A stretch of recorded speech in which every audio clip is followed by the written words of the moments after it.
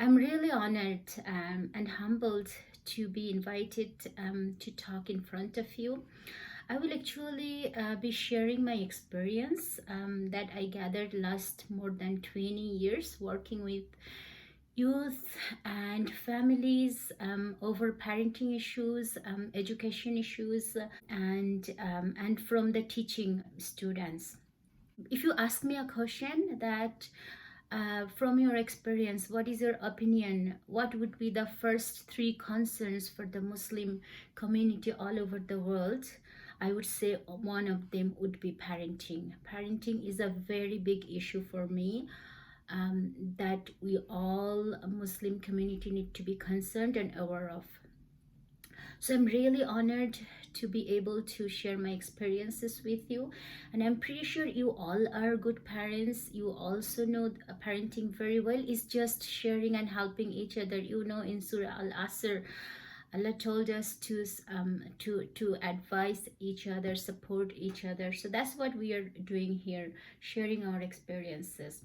The topic that is we are going to do today, how to maintain healthy screen time, and the situation is current remote learning situation.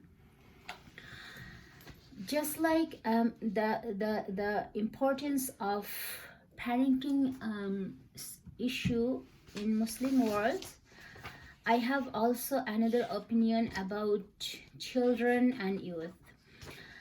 If you ask me what is the most top three issues I am concerned about children and youth around the world, one of them would be the technology addiction or use of the technology. This is huge. And this is regardless of religion, regardless of region or border or country, regardless of socio-economic condition. Doesn't matter which religion we are from. We are Muslim, so it won't happen to me. Our children, doesn't matter what is our religious level, I am very much practicing, so my children will not get lost in this technology problem. I cannot guarantee that. So that's one issue we have to understand. The second thing is regardless of region and border, doesn't matter which country we're from or which country we are living in the country like Canada or USA or a country like Bangladesh or somewhere else, Middle East, doesn't matter. Border doesn't matter here.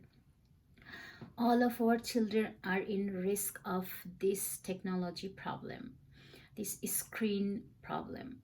And regardless of socio-economic condition, doesn't matter how wealthy we are or not, doesn't matter how educated we are not, it does not actually guarantee us that our children will be safe, will be safeguarded from this problem. So all of us, parents from every corner of the world, every religion, every socio-economic status, we all have a challenge. So that's the first thing. We have to recognize and acknowledge that this is a worldwide problem. This is a worldwide problem for parents and teachers that need to be addressed as a community, as a team. The second thing I want all of us to be aware of, that we cannot put blame on youth for that. We have a tendency, adults, we have a tendency to talk like that. We are so good when we were youth. We did not do anything bad. We did not do this. We did not do that. But now this generation, astaghfirullah, they are doing this, they are doing that, they are always on the screen, they are always on this. Sometimes we have that tendency to put the blame on the youth and kind of feel satisfaction that we were good and they are the ones who are to be blamed. That we have to be aware of. We have to be careful that we cannot put blame on our youth. They are not the ones to be blamed. They are actually victims. We all are victims in a sense, because If we try to understand our life now, we are caught up into so many things, and with the technology, this Facebook, this social media, this Instagram, we are kind of tangled with the technology more and more. And in a sense, we are also victim, we all are victim of this problem. But if anybody is responsible, that's us adults, not the youth. So we have to put our correct lenses on. We have to see the problem through the correct lenses. It's not the youth who are to be blamed. They are the victims, and we adults are here to help them, to take them out of that problem and try to solve the problem as much as we can. We might not be able to solve the whole problem, but we will be trying our best, because they are the one who are the victim. So these two things we have to remember very well. Recognize the problem, recognize this is a really big problem. The second thing is, our youth are not the ones to be blamed, responsible for that. They are the victim of this problem. Third thing we have to do, that we have to try to understand this generation. We have to take time and ponder and try to understand this generation. This generation is actually technology generation. I can ask you a question. What is the age you touched a cell phone for the first time in your life? I can tell my answer. I was about my 20s when I first touched my cell phone in my life. So that's actually our generation. We actually touched a cell phone maybe after 20s or around 20s. But do you know what is the average age of a child nowadays get introduced with a smartphone? Does anybody have any idea? Average age nowadays, a child get to introduced with a cell phone couple months old. Not even a year. They are able to swipe the smartphone before they are able to talk. This is the generation. And this is the generation we are talking about. And you see the gap of our generation and this generation. We touch the phone when we are in 20s. They are touching the phone when they are 2, 3, 4, 5 months old. For us, we had a life, and the technology was a part of this life. So we have the whole life, our social life, our everything. And then a little part was the technology. But what about them? You know what? Honestly, I could not find a proper sentence to explain that. What is the technology for them? Is it their whole life? Or the technology come first and then their life? What is it? I don't know. Honestly, I could not find a sentence for that. And I believe that nobody in this whole world has this answer of this technology dilemma problem. We are learning. It's like COVID. We are going, unfolding the situation, and we are learning with this problem. Nobody has the solution yet. So that's one thing we have to understand, that this is the generation, they're victim of a problem that nobody has the answer yet. Nobody can tell them this is the perfect answer. Yes, as a teacher, as a parent, we can share our experiences, we can share our foresight, we can guide them, but nobody has the perfect answer to this solution. This generation needs technology more than we do. They need the technology. They need the technology for classrooms. We did not need any technology for our classrooms. We did not have smart boards in our classroom. We did not have Google Classrooms. We did not have online classes. We did not know about those things. Our classroom was general classroom, but they need technology even in kindergarten. So that's how much they need the technology. Their jobs, the kid who is in kindergarten or grade 2, when they're in the job market, they're getting prepared for their job market.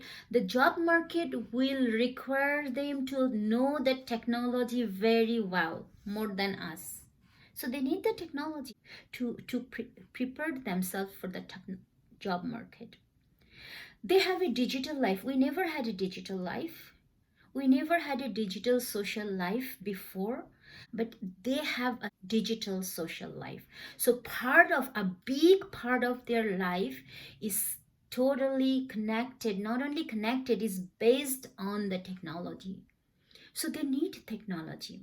But the million dollar question is, how much do they need and how they are gonna use that? In which way do they need? We need to understand they need this screen time, they need this digital life, they need this technology. But our question is, how much do they need and in which way do they need? That we have to figure it out. Let's talk about extreme so that we know that's the extreme. It should not be that much. The extreme of this technology use is called technology addiction. We call it technology addiction or internet addiction or screen addiction. Now you may ask a question, addiction? That's a big word for us, like especially for the Muslims. Addiction, oh my goodness, that's a really big word for us.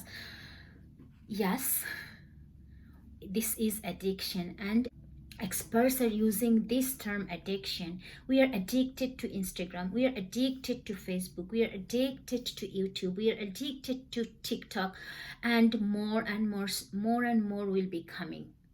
So this addiction part is actually the extreme. Now, how do you know that your child or even us, we adults, are getting addicted to the technology too? We're addicted to technology. When do you understand that that much is too much? That much is way in the red zone. How do you know? What are the signs of this addiction? The first sign is that when the children or us, we know that we have to stop it, but we do not have any control over it. I know I have to turn off the Facebook, but I cannot. I just go on, scroll down and down and down. I know I have to stop and I have something else to do, but I cannot. I have no control over me. And children, they know they have to get up next morning for their school. They have to go have their dinner, but still they're on their screen and they have no control. They're walking with the screen in front of them. They're going in the bed with the screen in front of them. They on the dining table, they have the screen and they're eating. They even do not notice what they are eating. Their eyes are on the screen. They are visiting somebody and they don't even care who is around them. They have the screen. If that happens, no control over your use of screen, you feel like losing control, or children are losing control over screen, that's a big sign of addiction. That much is too much. Second sign for addiction is less interest in other activities. A child should be going to the games, having fun, meeting their friends, those kinds of things. But if you see they're not that much interested to the games or to the study, they don't want to study, they don't even want to talk to other people, they don't even want to socialize, they don't want to even make friends. Yes, they only want friends online. They do not want the real human friend around them. If that happens, less interest on other activities, then that is a sign for addiction. If it leads to the behavior problem like anger, tantrum, frustration, depression, deception, then this is addiction. So those are the three basic signs of screen addiction.